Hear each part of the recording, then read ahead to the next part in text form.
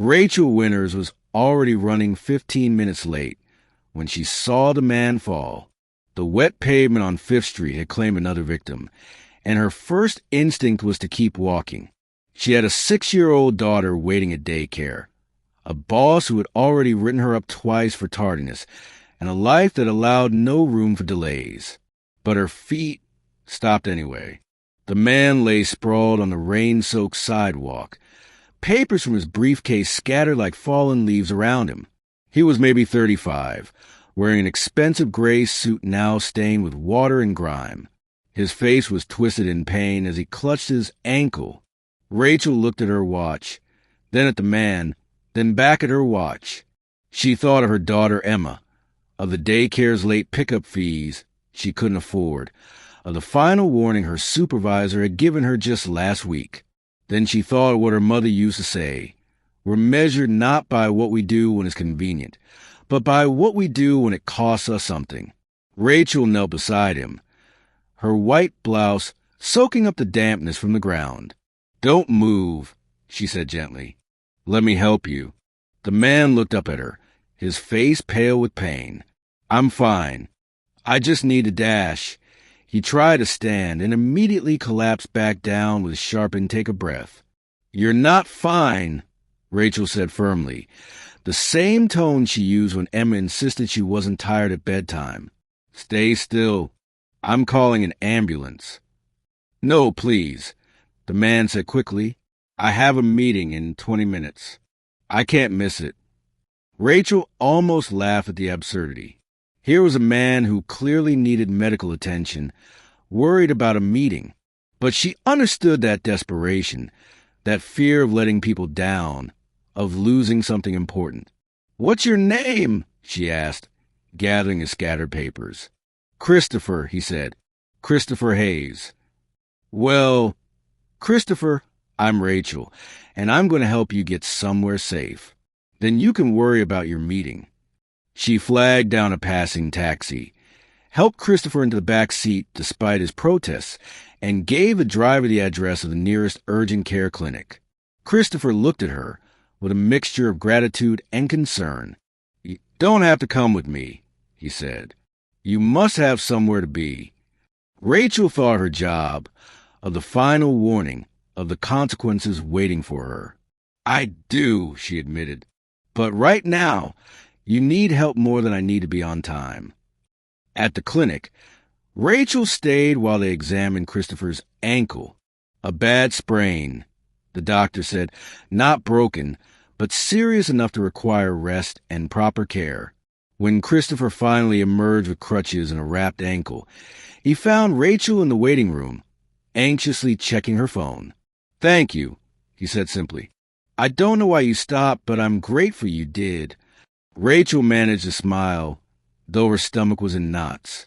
She was now 45 minutes late, and her phone showed 3 missed calls from her supervisor. "I hope your meeting goes well," she said, standing to leave. "Wait," Christopher called after her. "At least let me repay you for the taxi. And your time." Rachel shook her head. "You don't owe me anything. I hope your ankle heals quickly." She left before he could protest further, her heart sinking as she dialed her supervisor's number. The next morning, Rachel sat in her supervisor's office, her termination papers in front of her. 3 strikes, he said, even though she had explained about helping the injured man. Company policy was company policy. "I'm sorry, Rachel," her supervisor said, and he actually sounded like he meant it. "I know you're a single mother.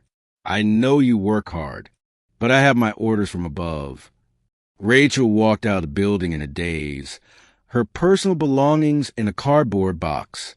She had $60 in her checking account and rent due in 2 weeks. She sat on a bench outside, trying not to cry, trying to figure out how she would tell Emma that things were going to be tight for a while. Rachel Winters? She looked up to find a woman in a professional suit standing before her, holding a tablet. "Yes." "Mr. Hayes would like to see you. Would you mind coming with me?" Rachel followed in confusion as the woman led her not out of the building, but back inside to the elevator. They rode up to the top floor, somewhere Rachel had never been in her 3 years working in accounting on the 4th floor. The doors opened to reveal a stunning executive suite, and there, behind a massive desk with a view of the entire city, sat Christopher Hayes, his injured ankle propped up on a small stool. Rachel's mind reeled. "I don't understand." Christopher stood awkwardly, balancing on one leg. "I'm the CEO of this company, Rachel, and I've spent the last 2 hours reviewing your employment file and talking to your former supervisor." Rachel felt her cheeks burn. He was following policy. "I was late too many times." "You were late," Christopher agreed, "because your daughter's daycare doesn't open until 7:30 and you have to take 2 buses to get here by 8. You were late because one of those buses is frequently delayed, and you can't afford a car. You were late because you're doing everything alone, and somehow, despite all of that, your work has been exemplary." He moved around the desk, leaning on a cane the clinic had given him.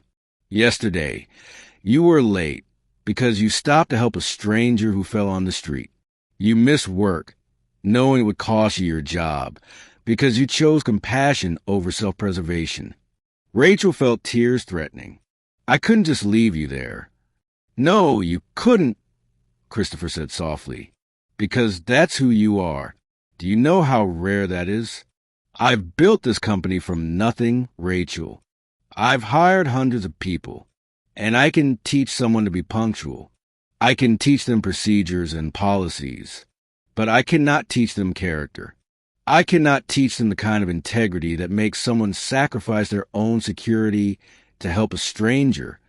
He returned to his desk and pulled out a folder. "I'm offering you a position as my executive assistant. The hours are 8:30 to 4:30, which means you can drop Emma off and pick her up without rushing. The salary is triple what you were making, and it comes with full benefits, including an on-site daycare for Emma." Rachel stared at him, unable to speak. "I need someone I can trust absolutely," Christopher continued. "Someone who will tell me the truth, even when it's difficult. Someone who understands that business should never come at the cost of humanity. Yesterday, you showed me you're that person." "But I don't have executive assistant experience," Rachel whispered. "You have something more important," Christopher said. "You have the kind of heart this company needs at its core. Everything else we can teach you." Rachel thought of Emma, of the stack of past due notices in her apartment, of the future she had been so afraid of just an hour ago. "Why are you doing this?" Christopher smiled. "Because 20 years ago, my mother was a single parent working 3 jobs to support my sister and me. And one day, she stopped to help a stranger change a flat tire. She was late to her shift and lost her job. No one gave her a second chance. I watched her struggle for years because she chose kindness." He met Rachel's eyes. "I can't change what happened to my mother, but I can make sure that in my company, kindness is rewarded, not punished. So what do you say, Rachel? Will you help me?"